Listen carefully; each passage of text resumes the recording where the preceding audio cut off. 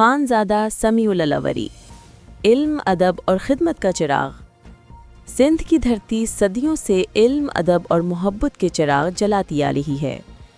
یہ وہ سرزمین ہے جس نے عظیم صوفیوں، شاعروں، استادوں اور سماجی رہنماؤں کو جنم دیا۔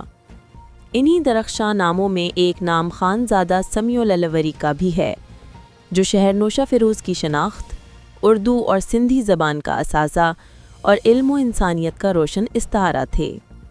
ابتدائی زندگی اور تعلیم۔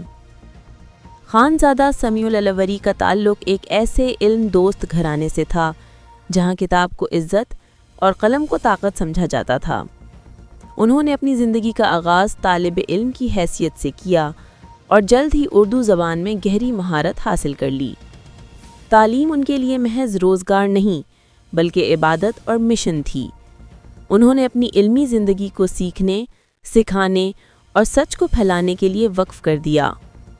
بطور سینئر اردو استاد، خانزادہ سمیع العلوری ایک سینئر اردو استاد تھے، لیکن وہ عام استاد نہیں تھے۔ وہ لفظوں میں جان ڈالنے کا ہنر جانتے تھے۔ ان کے شاگرد آج مختلف شعبۂ زندگی میں کامیاب ہیں اور فخر سے اپنے استاد کا نام لیتے ہیں۔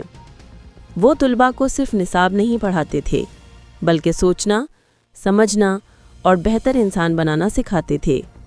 ان کے نزدیک علم وہ روشنی تھی جو اندھیروں کو مٹا دے۔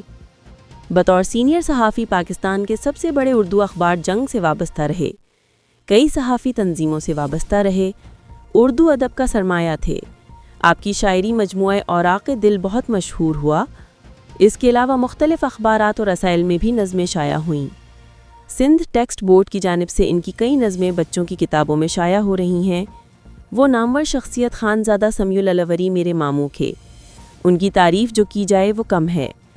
آخر میں آپ سے التماس ہے، ان کے بلند درجات کے لیے دعا کیجیے گا۔